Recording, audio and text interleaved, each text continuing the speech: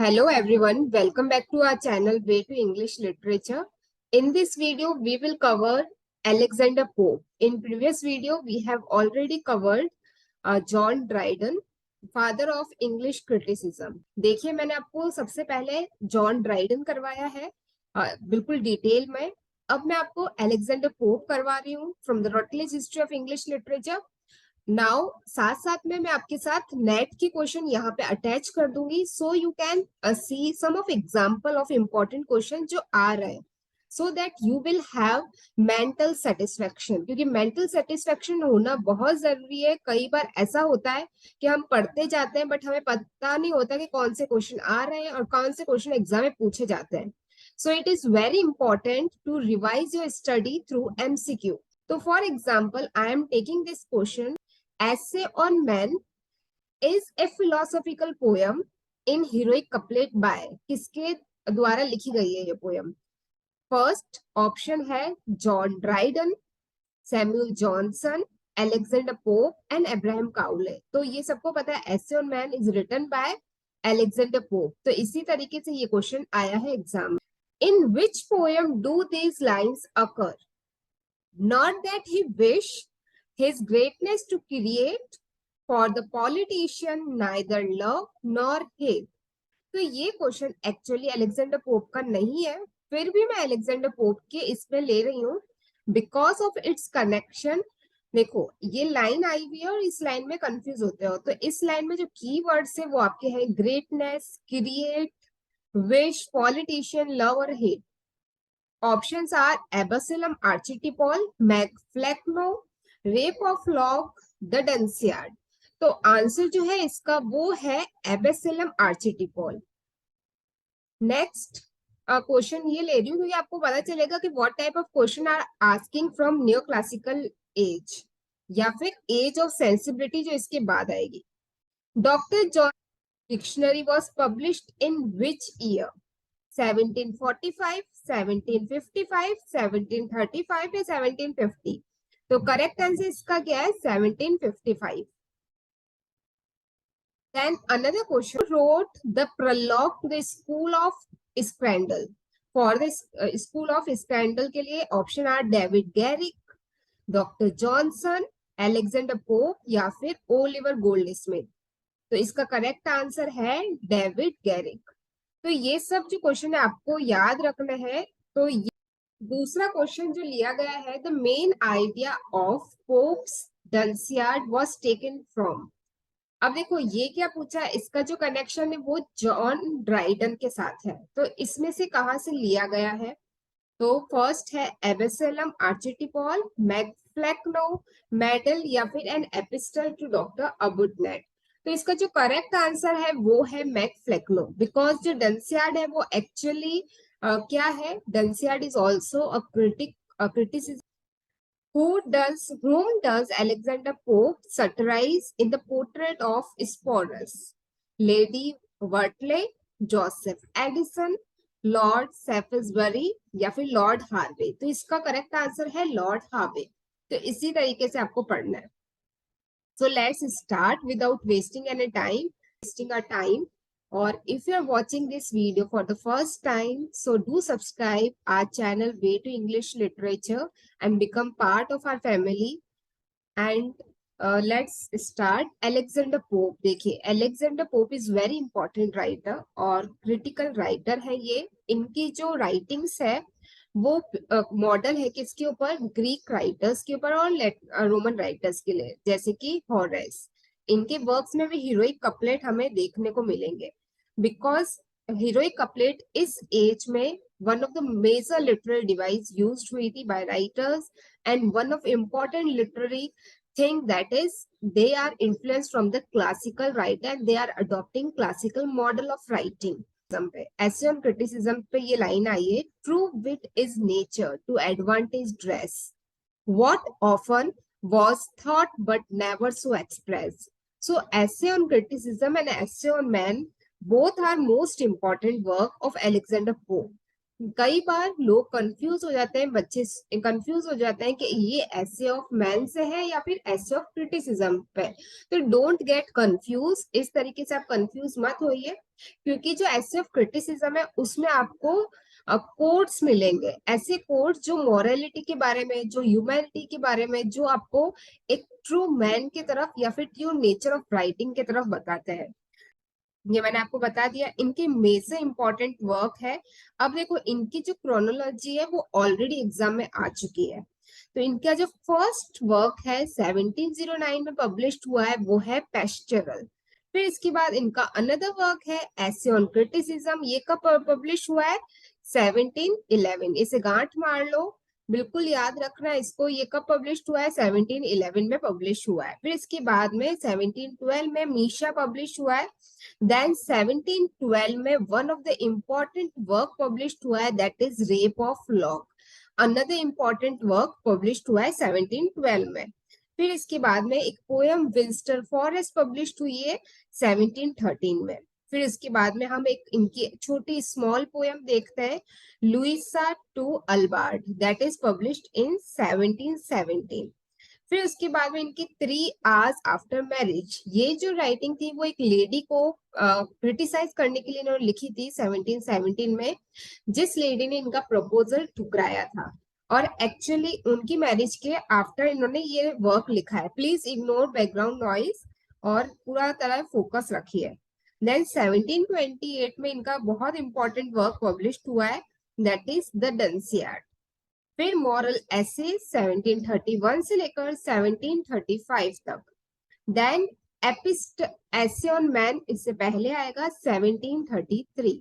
Then as 1735 में essay epistle to Arbuthnot, very important work, epistle to Arbuthnot, ये भूलना नहीं है। और पेस्टोरल इस फर्स्ट वर्क है इनका, वो याद रखना है। Alexander Pope was like Dryden after 1685, a Catholic, therefore an outsider in Protestant dominant society. In the 18th early century, देखो इनका जो जन्म हुआ वो कैथोलिक फैमिली में हुआ, बट बाद में इन्होंने एक प्रोटेस्टेंट की तरह इन्होंने थोड़ी लाइफ स्टाइल अडॉप्ट की। द दो मैन यहाँ पे ड्राइडन और अलेक्जेंडर पोप की बात हो रही है, फ्रॉम द डिफरेंट जनरेशन। क्यों डिफरेंट जनरेशन के थे? जब अलेक्जेंडर पोप सिर्फ 12 साल के थे और ड्राइडन मर चुके थे उस वक्त, and he was suffering from the spinal disease. अब ये बात बहुत ही इंपॉर्टेंट है कि जो अलेक्जेंडर पोप है उनकी फिजिकल कंडीशन बिल्कुल भी अच्छी नहीं थी, इस वजह से उनके जो राइटिंग करियर है वो बहुत शॉर्ट रहा और इतने ज्यादा वर्क्स पब्लिश नहीं हुए। तो ये कहते हैं कि अपनी जो बीमारी है इनको, ये उनको वजह नहीं बनने दी इन्होंने। He write and he proved as the one of the most famous and renowned author of Enlightenment age. तो इनकी रेस्ट ऑफ लाइफ इस सिकनेस से गई, स्पाइनल डिजीज से। The pope had in common with Dryden considered success in the translating Greek and Latin classic, especially Homer.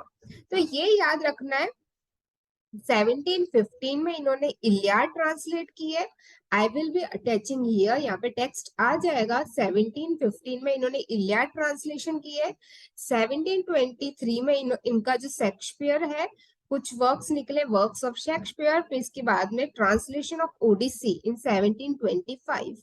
तो ये work आप देख सकते हो हाउ दिस एज, इस एज के राइटर क्लासिकल राइटर से कितना ज्यादा इन्फ्लुएंस हो रहे थे। इलियाड एंड ओडिसी दोनों ट्रांसलेट किया इन्होंने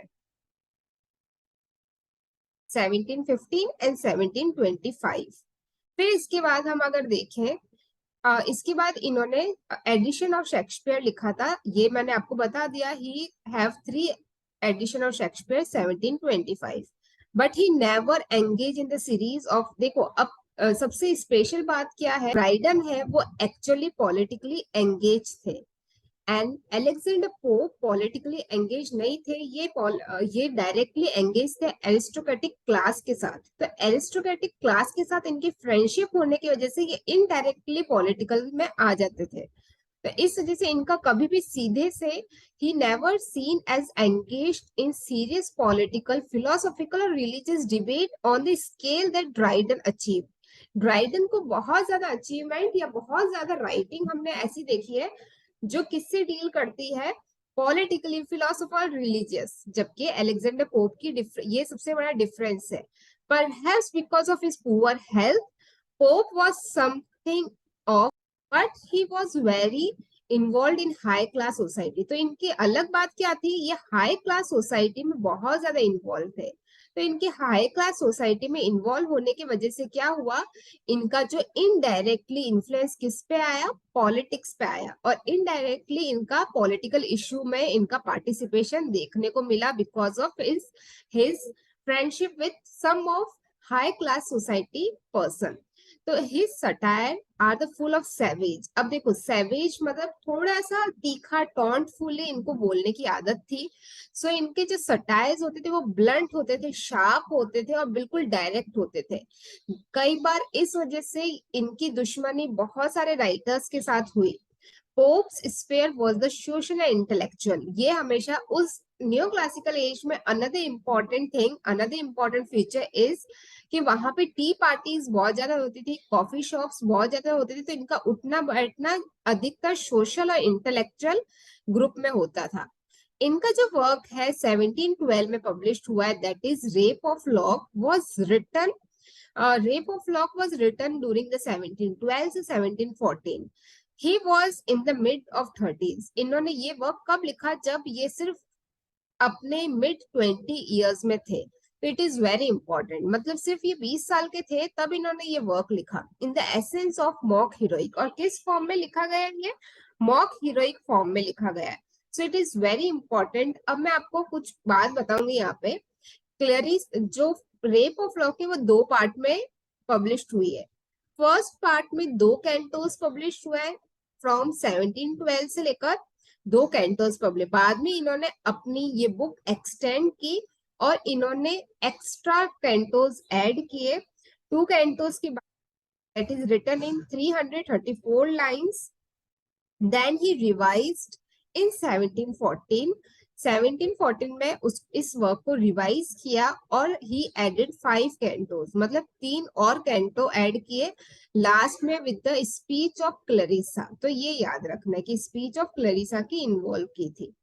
तो ये क्या है, it is actually a family quarrel over the lock of hair के ऊपर। एक बालों की जुल्फों की वजह से, कट होने की वजह से ये क्वेरल होती है, किसके बीच, अ फैमिली क्वेरल, ब्लेंडिडा और पीटर के बीच में, इन दोनों के बीच में होती है, क्योंकि पीटर लवर होता है ब्लेंडिडा का और उसने अपनी लवर की जुल्फ को कट किया। तो उस समय beauty is most important thing for women.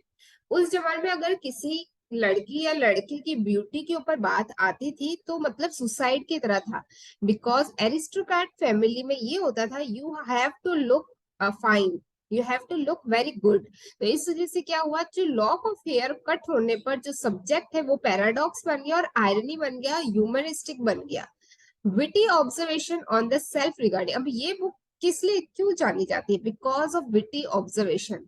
इसमें बहुत ज्यादा बारीकी से ऑब्जर्व किया निम और बहुत सारे, अगर हम देखेंगे, और स्टोलन लॉक लास्ट में जाके कन्वर्ट हो जाती है किसमें, स्टार के फॉर्म में, to the heaven as a new star. तो ये आप देख सकते हैं, एज अ न्यू स्टार के फॉर्म में वो जो लॉक ऑफ एयर है वो कन्वर्ट हो जाती है।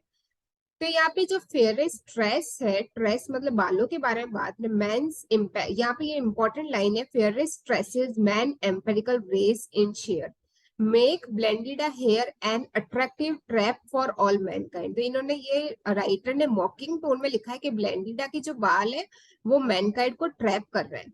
लिंकिंग अ ट्राइबल कॉमेडी की तरह से लिंक बोला, एलेक्जेंडर पोप ने फ्रिक्वेंटली टारगेट किया है एरिस्टोक्रेटिक क्लास को इस इन लाइनों से। वाइज बहुत अच्छी तरीके से यूज हुई है। और यहाँ पे जो ये पोयम लिखते हैं रेप ऑफ लॉक, तो इनकी एक फ्रेंड है, इनकी फ्रेंड है अलेक्जेंडर पोप की। दो राइटर हैं जिन्होंने ये बुक लिखने में, ये पोयम लिखने में उन्होंने बहुत ज्यादा हेल्प की है।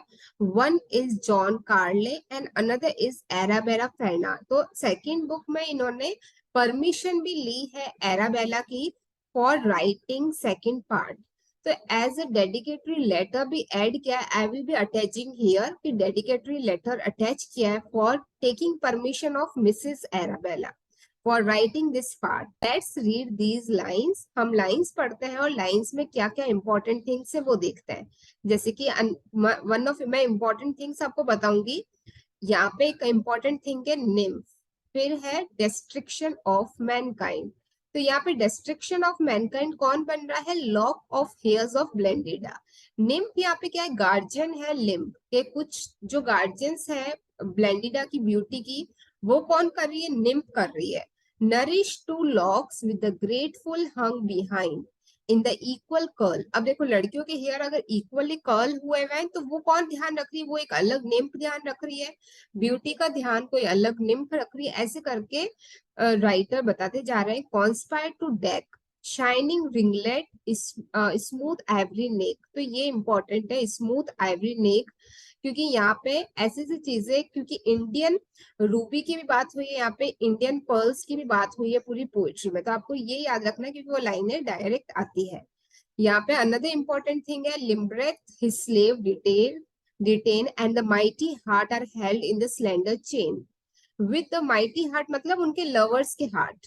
विद द हियरिंग spring with the bird betray the slight lines of hair surprise the finny prey the fair tresses. अब ये वाली लाइन इंपॉर्टेंट है क्योंकि राइटर ने हमें आगे भी देखने को मिली है लाइन, तो ये line are most important. Hair traces man's empirical race in cheer and the beauty draws us with a single hair। तो सिंगल हेयर से इतना कलेश होता है कि वो ब्लेंडिडा रोने लगती है, और इस वजह से ब्लेंडिड ऐसे मॉक किया राइटर ने कि उसकी जो हेयर है वो एक स्टार में कन्वर्ट हो गई। अब हम अनदर पोएम की तरफ चलते हैं, दैट इज डंसियार्ड। डंसियार्ड पब्लिश्ड हुई है दो पार्ट्स में। जो डंसियार्ड का फर्स्ट पार्ट है वो कब आया था? 1726 में आया था डंसियार्ड का first part. Then it is expanded towards 1743। और डंसियार्ड किससे लिया गया है? मैंने ऑलरेडी ये क्वेश्चन यूजीसी नेट में आ चुका है, वापस से रिपीट कर रही हूँ। ड्राइडन की मॉडल ऑन ड्राइडन के मैकफ्लेक्नो पर। It is attack on the author's literary revival, critic and enemy. तो जो अलेक्जेंडर पोप थे वो ड्राइडन से एक कदम नहीं, बहुत ज्यादा कदम आगे थे। ड्राइडन बहुत कामली क्रिटिसाइज करते थे, बट अलेक्जेंडर पोप का जो क्रिटिसाइज करने का तरीका था दैट इज वेरी ब्लंट और सटारिकल था। तो इस वजह से इनके जो लिटरेरी रिवाइवल थे वो एनिमीज बन चुके थे और इनको पसंद नहीं करते थे। His enemy have dullness with the gradually take over the world। तो इन्होंने कहा है कि जो मेरे एनिमी है कि उनकी डलनेस पूरे संसार पर आ सकती है, और they it reduce it chaos and darkness. See now, इन लाइन पे ध्यान दीजिए। See now what dullness her sons admire, see what charms that smite simple heart, not touched by nature, not teached by art। ऐसी dullness ना ही nature सिखा सकता है ना ही आर्ट सिखा सकता है, ऐसा कह रहे हैं राइटर। फिर इनके बाद हम limited thoughts issue may seen Pope intention in his writing while ranging his moral essays that published from 1713 and his epistle to Dr. Arbuthnot। ये याद रखना क्योंकि it is very important work। Moral essays के बाद इनका जो another work है that is epistle to doctor Arbuthnot, it is published around 1735। तो ये याद रखना है कि इसकी जो पब्लिकेशन डेट है वो 1735 है, and the essay on man की पब्लिकेशन डेट है 1733 से 34 तक। फिर उसके बाद अगर हम देखें essay on criticism published on 1711। ये तो सबसे पहले ही बता दिया था मैंने आपको कि 1711 से पब्लिश्ड हुआ था। Explore the whole question of mankind in universe, his moral and social responsibility of man in this world. तो इस वजह से देखिए एसे ऑन मैन बिल्कुल अलग है। एसे ऑन क्रिटिसिज्म टीच करता है कि राइटर को कैसा होना चाहिए। यू कैन राइट इन हिंदी और इंग्लिश में लिख लो कि ये राइटर को टीच करना चाहिए उनकी मॉरल और सोशल रिस्पॉन्सिबिलिटी क्या है, या ह्यूमन की रिस्पॉन्सिबिलिटी क्या है। Just think it is from essay on criticism. True wit is nature to advantage dressed, what often was thought but never so well expressed। This is from essay on criticism। अब देखो यहाँ सब क्या सिखा रहे हैं, यहाँ पे लर्निंग की बात हो रही है, यहाँ पे विट की बात हो रही है, थॉट्स की बात हो रही है। ट्रू इज इन राइटिंग, अब यहाँ पे राइटिंग की बात हो रही है तो ये राइटिंग के ऊपर आ गया। comes from art, not from chance. As those move earliest who have learned to dance, they करेंगे. It is not enough, no harshness give offense. The sound must seem an echo to the sense. तो ये सब जब लाइनें ढंग से पढ़ोगे, अच्छे से पढ़ोगे, तो आपको डेफिनेटली याद आएगा कि ये ऐसे ऑन क्रिटिसिज्म से है. अब आगे हम पढ़ेंगे. अब देखो ये यहाँ तक ऐसे ऑन क्रिटिसिज्म पे था. अब हम देखेंगे ऐसे ऑन मैन से लाइन दी हुई है, जैसे कि all nature is but art. Art के बारे में हो रहा है. Unknown to thee all chance. Thee का मतलब यू है यहाँ पर. All chance direction which thou. Thou का मतलब भी यू होता है. Can not see. All discord harmony not understand. All partial evil universal goods. And spite of pride in erring reason spite. Earning का मतलब है, ये है ओल्ड लैंग्वेज में लिखा हुआ. दी दाउ यू होता है. अर्निंग का मतलब error. One true is clear what ever is right. तो ये आपको ढंग से डिफरेंस देखने को मिलेगा. जो कोट्स के फॉर्म में है वो ऐसे ऑन क्रिटिसिज्म से है, और जो थोड़ा लेंथी फॉर्म में है आपके, तो वो कहाँ से लिया गया है? ऐसे ऑन मैन से लिया गया है. Know then thyself presume not God to scan. The proper study of mankind is man. तो प्रॉपर, ये बहुत ही फेमस कोट है. The proper study of mankind, कम से कम ये 4 बार यूजीसी नेट में आ चुका है. The imitation of Horace. अब देखो इनका अनदर इंपॉर्टेंट वर्क है. इन्होंने ट्रांसलेट किया था Iliad and Odyssey. I have already told you that 1725 में इनका वर्क ट्रांसलेट हुआ था, दैट इज इलियाड. फिर उसके बाद इन्होंने ट्रांसलेट किया है शेक्सपियर का वर्क्स ऑफ शेक्सपियर 1725. वो भी हमने आगे देख लिया. वो बहुत इंपॉर्टेंट है. Don't neglect that. कई बार हम इन्हें भूल देते हैं, पर छोटी छोटी चीजें आती है. आज नहीं आएगी तो कल आएगी. विद्या कभी भी खाली नहीं जाती. पढ़ लो, देख लो. फिर इसके बाद में 1725 में इनका अनदर वर्क है translation of Odyssey. So this much is clear. अब हम देखते हैं इमिटेशन ऑफ हॉरेस. तो ये जो वर्क है 1733 से 38 में हुआ है. This raise issue of political neutrality. ये किसके बारे में है? पॉलिटिकल न्यूट्रलिटी, बैलेंस के बारे में. Partial set, moral satire and की टेक्स्ट ऑफ अगस्टन एज. तो इसे हम क्या बोलते हैं? की टेक्स्ट बोलते हैं ऑफ अगस्टन पीरियड. तो मस्ट रिमेम्बर दिस. देन इसके बाद इनका है कंक्लूजन ऐसे ऑन मैन के बाद. Whatever is right may seem. तो ये लाइन वापस से ली गई है ऐसे ऑन मैन से कि whatever is right may seem sadly banal, but a great many of Pope's line are among memorable. तो ये बता रहा है कि जो हम पोप की राइटिंग है थ्रू ऐसे ऑन मैन या ऐसे ऑन क्रिटिसिज्म, हम कभी नेग्लेक्ट नहीं कर सकते, क्योंकि इनकी राइटिंग्स हमें मॉरलिटी और हमें राइटिंग्स के बारे में, एबिलिटी एंड विट्स के बारे में भी बताती है. About English period. The neoclassical period is raised Pope's achievement and to the considerable height. यहाँ तक हमने अलेक्जेंडर पोप देखा. नेक्स्ट वीडियो में हम जनरलिज्म पर करेंगे. तो जनरलिज्म बहुत इंपॉर्टेंट है क्योंकि जनरल्स पब्लिश हुए थे. इसके साथ साथ अगर आप चाहोगे तो मैं लिटरेरी मूवमेंट भी लेकर आऊंगी जनरलिज्म, जैसे कि टेक्लर, स्पेक्टर, एग्जामिनर और भी पब्लिकेशन थी जो पब्लिश हुई थी इस एज में. See you in my next video. Thank you all. Have a nice day and all the best for your exam.